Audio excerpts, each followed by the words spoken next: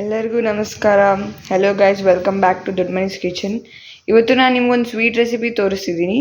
ಅದು ಏನಂದರೆ ಸತ್ಯನಾರಾಯಣ ಪ್ರಸಾದ ಹೇಗೆ ಮಾಡೋದಂತ.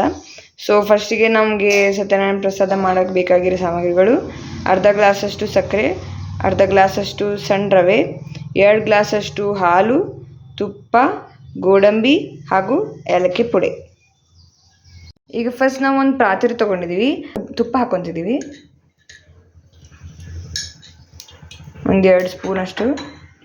ಈಗ ಸಣ್ಣ ರವೆನ ಇದಕ್ಕೆ ಆ್ಯಡ್ ಮಾಡ್ಕೊತಿದ್ದೀವಿ, ಅಂದರೆ ಈಗ ಹುರ್ಕೋಬೇಕು ಅದನ್ನು ಚೆನ್ನಾಗಿ.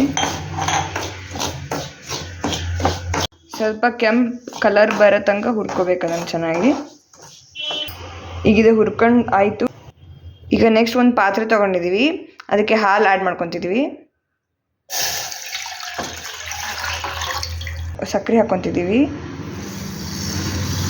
ಈಗ ಎರಡೂ ಅದನ್ನು ಕುದಿಸ್ಕೋಬೇಕು ಚೆನ್ನಾಗಿ. ಈಗ ಹಾಲು ಕುದ್ದಿದೆ, ಈಗ ನಾವು ರವೆನ ಆ್ಯಡ್ ಮಾಡ್ಕೊತಿದ್ದೀವಿ.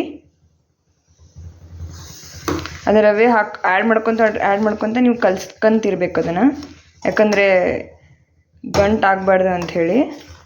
ಇದಕ್ಕೆ ನೀರು ಒಂಚೂರು ಮುಟ್ಸೋಕೆ ಹೋಗಬೇಡ್ರಿ, ಇದನ್ನು ಹಾಲಲ್ಲೇ ಮಾಡ್ಬೇಕು ನೀವು. ಈಗ ನೆಕ್ಸ್ಟ್ ನಾವು ಅದನ್ನು ಕುದಿಸೋಕೆ ಬಿಡೋಣ.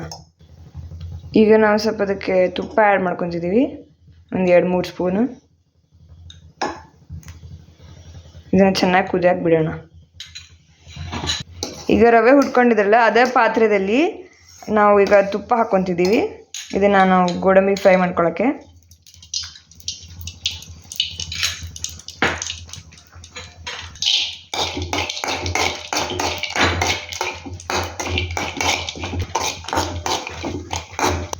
ಈಗ ಸ್ವೀಟ್ ರೆಡಿ ಆಗಿದೆ, ನಾವು ಅದಕ್ಕೆ ಗೋಡಂಬಿ ಫ್ರೈ ಮಾಡ್ಕೊಂಡಿರೋದು ಹಾಕ್ತಿದ್ದೀವಿ. ಆಮೇಲೆ ಸ್ವಲ್ಪ ಏಲಕ್ಕಿ ಪುಡಿ ಹಾಕ್ಕೊತಿದ್ದೀವಿ. ಈಗ ಅದನ್ನು ಮಿಕ್ಸ್ ಮಾಡ್ಕೊಳ್ಳಿ.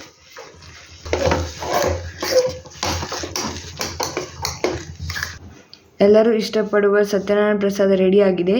ಈ ವಿಡಿಯೋ ನಿಮ್ಗೆ ಇಷ್ಟ ಆಗಿದೆ, ಲೈಕ್, ಶೇರ್ ಹಾಗೂ ಖಂಡಿತ ಸಬ್ಸ್ಕ್ರೈಬ್ ಮಾಡಿ. ಧನ್ಯವಾದಗಳು.